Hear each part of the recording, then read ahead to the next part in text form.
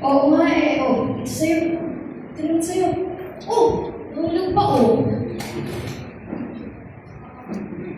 Bakit ano?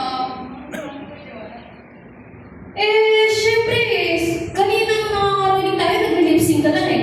Sabi mo nga, nabakas ko, puro na eh, ikaw talaga. Naman, di ko mabiro. Joke lang din. Oh, ito sa'yo.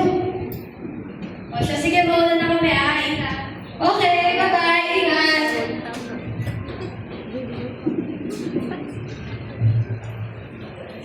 One, two, three, four.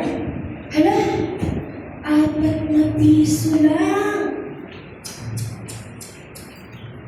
Paano din ako makakabili para sa Pasko? Paano din ako makakabili ng bagong damit, bagong sapatos, at mga gusto ko? Samantalang 4 na piso lang? Paano kaya magkakasya lahat ng to? Rhea! Po! Oh, Rhea! Saan ka na pala? Opo, Nay. Kanina pa kita hinaan. Saan ka magaling? Doon lang po, naglaro. Naglaro? Opo! Ano yung parang pinakapo mo lang? Ay, Nay.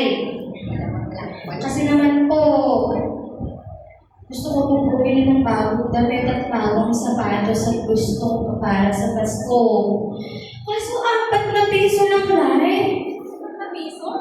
Opo.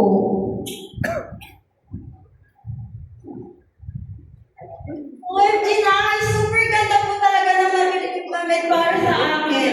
Thank you po talaga. Oo naman na, basta para sa'yo.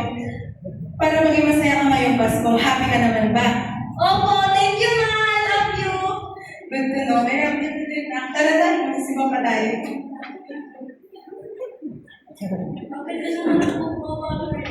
Ako naman, bakit sweldo mo sa Mama? Sakto, magpapasko ka na. Oo nga naman, magpapasko na.